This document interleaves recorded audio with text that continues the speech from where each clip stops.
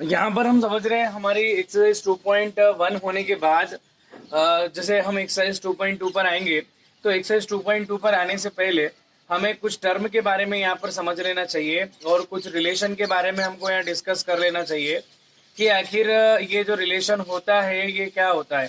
ठीक है, तो हम यहाँ से कुछ टर्म, यहाँ पर मैंने कुछ पॉइंट्स बना रखे हैं, उन पॉइंट से हम समझते हैं।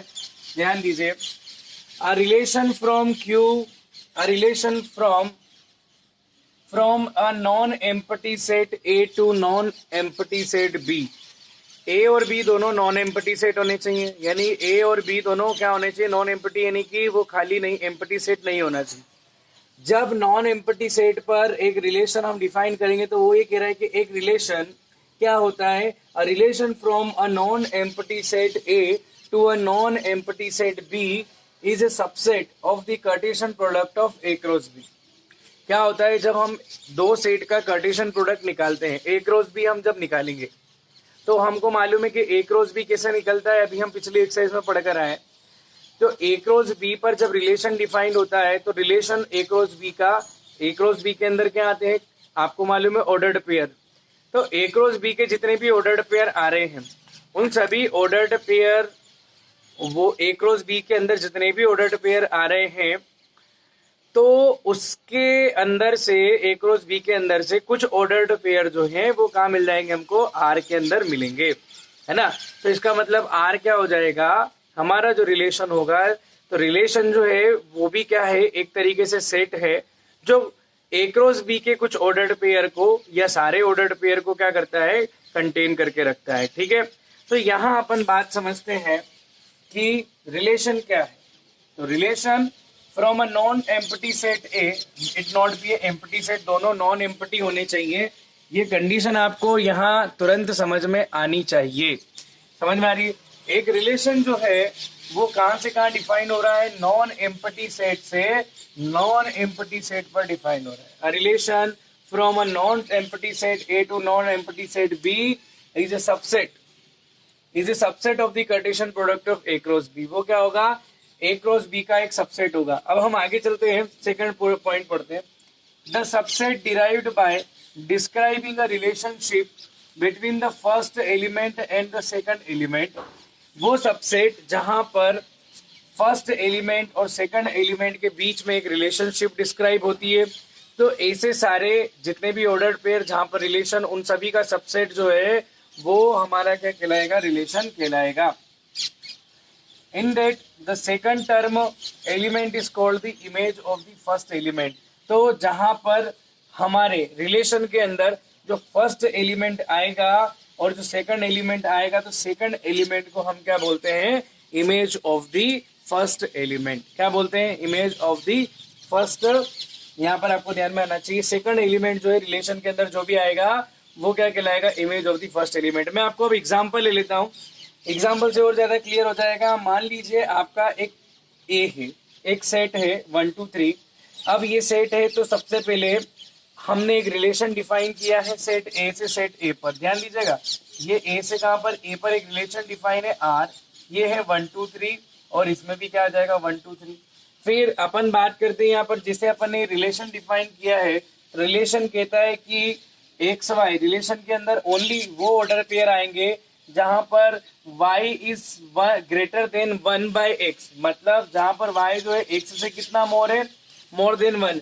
y is more than 1 more than x, y जो है वो x से कितना 1 ज्यादा है। सपोज x की जगह आप रखो 1।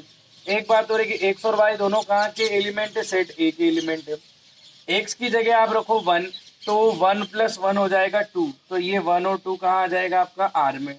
फिर दूसरा, यहाँ 2 रखो तो 2 और 1 हो जाएगा 3, तो 2 3 का आ जाएगा आर में। जब हम यहाँ 3 रखेंगे तो यहाँ बनता है 4, तो 3 और 4 बनता है। तो लेकिन हमारे पास 4 इस सेट में नहीं है, सेट ए में, इसलिए हम वो नहीं लेंगे। अब आप देखो कि अगर मैंने सेट ए का ए से, क्योंकि रिलेशन हम ए से ए में डिफाइन कर रहे हैं, तो अगर आपका रिलेशन आर, अगर रिलेशन आर ये दे रखा है, तो सबसे पहले हम क्या कर लेते हैं, ए का कार्टेशियन प्रोडक्ट निकाल लेते हैं ए से ए पर। ए से ए का हम कार्टेशियन प्रोडक्ट निकालते हैं तो आपको मालूम है कि ए क्रॉस ए कैसे निकालते हैं, तो ये सारे अपने पास पॉसिबल ऑर्डर्ड पेयर बन गए।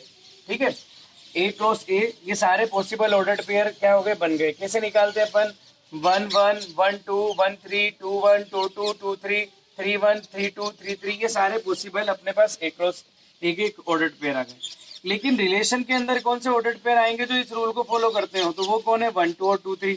ये 1 2 2 3 लिखिए। अब आपको मालूम है कि 1 2 2 3 क्लियरली हमें कहाँ मिल रहा है, सेट ए क्रॉस ए में मिल रहा है। तो इसका मतलब ये हो गया कि आर जो है वो क्या होता है, सबसेट होता है। किसका सबसेट होता है, R is a subset of Cartesian product, R is a subset of Cartesian product of two sets. R जो होता है वो दो सेट के कार्टेशियन प्रोडक्ट के इक्वल होता है। अब यहाँ पर ये बात समझने के बाद हम फिर बात करते हैं, जैसे हमारे पॉइंट क्लियर हो जाता है, इसके बाद हम ये कहते हैं कि what is the domain and what is the range of the given relation. ध्यान दीजिए, थोड़ा सा अपन बात करते हैं यहाँ पर डोमेन की। Domain of relation, domain, range and codomain. ठीक है, सबसे पहले अपन बात करते हैं रेंज की। रेंज और डोमेन और कोडोमेन ऑफ हमारे पास आ जाएगा रिलेशन। रिलेशन में जैसा कि हम यहाँ बात करने जा रहे हैं, तो इसके लिए हमको जो डोमेन चाहिए होगा, यहाँ पर ये रिलेशन आपका सेट ए से ए पर डिफाइंड है। एक रिलेशन आर, इसके एलिमेंट 1 2 3, इसके भी एलिमेंट कितने हो गए, 1 2 3 हो गए। ठीक है, तो यहाँ पर रिलेशन जो हम बात करेंगे उसका डोमेन की हम बात करने जा रहे हैं कि डोमेन क्या होगा। तो ये जितने भी आपके पास ये देखिए रिलेशन को, रिलेशन के अंदर डोमेन और कोडोमेन और रेंज, रिलेशन के अंदर जितने भी आपको ऑर्डर्ड पेयर दिखाई दे रहे हैं, रिलेशन के अंदर कौन कौन सा ऑर्डर्ड पेयर दिखाई दे रहा है, रिलेशन के अंदर ऑर्डर्ड पेयर है 1 1 2 और 2 3। तो इन सभी ऑर्डर्ड पेयर के जितने भी फर्स्ट एलिमेंट हैं, उन सभी फर्स्ट एलिमेंट का सेट हम लिख लेते हैं, तो वो बनेगा आपका डोमेन। क्या बनेगा, डोमेन ऑफ द रिलेशन। तो यहाँ ये जितने भी ऑर्डर्ड पेयर है, इनका फर्स्ट एलिमेंट, जितने भी फर्स्ट एलिमेंट होंगे उन सभी का सेट। रेंज क्या होता है, रेंज होता है जो सेकंड एलिमेंट है उनका set. The set of all the second element of ordered pair is called the range of the given relation. और फिर आता है कोडोमेन। तो कोडोमेन का मतलब कि रेंज कौन से सेट में मिल रही है। ये जो रेंज आपको 2 3 मिली है, तो एक्चुअली कि कोडोमेन कि रिलेशन जिस सेट से जिस दूसरे सेट पर डिफाइंड है, तो second set total, second set जो होता है वो कहलाता है आपका कोडोमेन। सेकंड सेट क्या कहलाता है, कोडोमेन। तो कोडोमेन कौन हो गया, 1 2 3। समझ में आगे बात। जहां रिलेशन फर्स्ट से जिस सेकंड सेट पे डिफाइंड होता है, तो सेकंड सेट जो है टोटल वो कहलाता है आपका कोडोमेन। तो इस रिलेशन की कोडोमेन क्या होगी, 1 2 3। रेंज हो गई इसकी कौन सी, 2 3, और डोमेन हो गई इसकी 1 2। Domain the collection of all the elements of first elements of ordered pair, and its set is called the domain.